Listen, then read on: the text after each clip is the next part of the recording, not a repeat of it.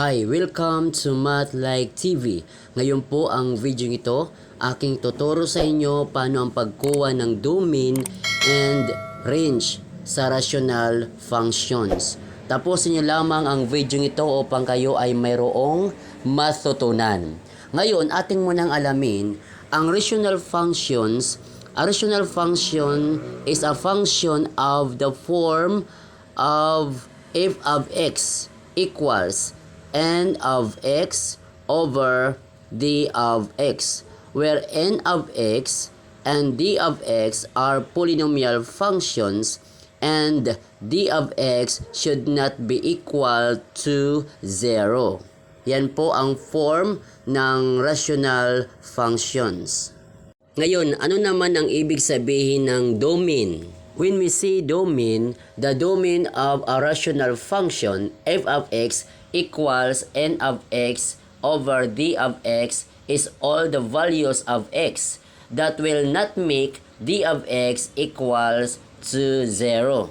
Yan ang kanyang restriction dito sa denominator pagdating sa rational functions. So, ibig sabihin ng denominator, kinakailangan na hindi siya magiging 0. Ngayon, ano naman ang ibig sabihin ng range? To find the range of a rational function is by finding the domain of the inverse function. So, ibig sabihin, ang range ito ang pinaka-output. Nakadepende siya sa value of domain. Okay? So, ngayon, ating nang simulan. Example, ating basahin muna ang direction. Find the domain and range of the following rational function. Use set builder notation and box your final answer.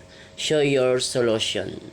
Ang ating given example, f of x equals 2 over x plus 1. Ito ang ating number 1. Okay, so ang solution natin, una, ang kukunin natin ang domain.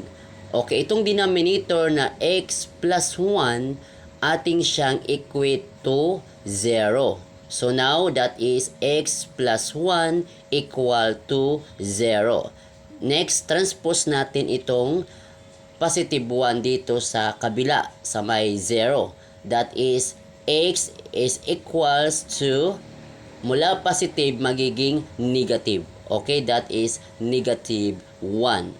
So, ito na po ang ating domain. Therefore, ang ating domain, x such that x is the element of real number, x such that x should not equal to negative 1. Ngayon, kunin naman natin ang range. Okay, itong f of x, palitan natin ng variable na y.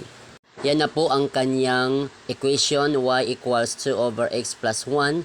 Ngayon, ang gagawin natin, ating siyang cross multiplication. Ngayon, ating nang distribute ang y dito sa close parenthesis. That is y times xy, that is xy, plus y times 1, that is plus y, equals 2. Ngayon, transpose natin itong positive y dito sa right side. So, magiging matitira na lang ay yung xy equals 2 minus y.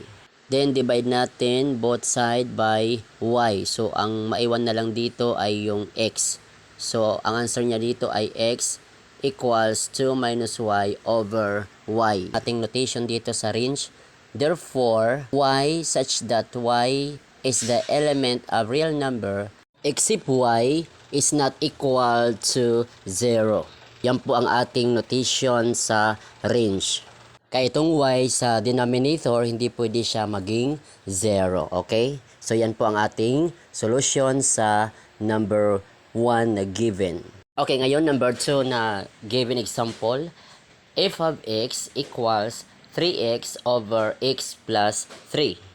Ganon din ang ating gagawin, itong denominator na x plus 3, ating siyang equate to 0. That is x plus 3 equals 0. Then, transpose natin itong positive 3 dito sa right side, it become negative 3. That is x equals negative 3. Therefore, ang ating domain, x such that x is the element of real numbers except x is not equal to negative 3. Ngayon, kunin naman natin ang range. Okay, so itong f of x, replace lang natin, gawin natin tong y. Ngayon, ating i-cross multiplication. Y times x, that is xy. Y times 3, that is 3y, equals, kopyahin lang itong 3x. Ngayon, transpose natin itong 3y dito sa right side. So, magiging negative 3y po yan. At itong 3x, transpose natin dito sa left side, magiging negative 3x. Ngayon, puro sila mayroong x, so ating silang i-factor itong binomial. Okay, the factor of xy minus 3x, that is x, close parenthesis y minus 3. Then, kopyahin itong equals negative 3y. Ngayon, solve natin ang x in terms of y. So, ating divide both side, y minus 3. Dito rin sa kabila, y minus 3.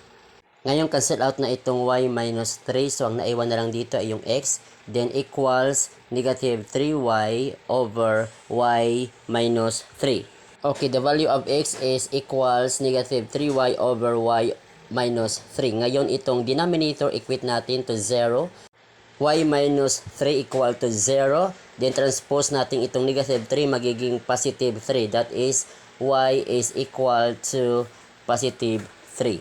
So, therefore, ang ating notation ng range ay y such that y is the element of real number except y is not equal to 3.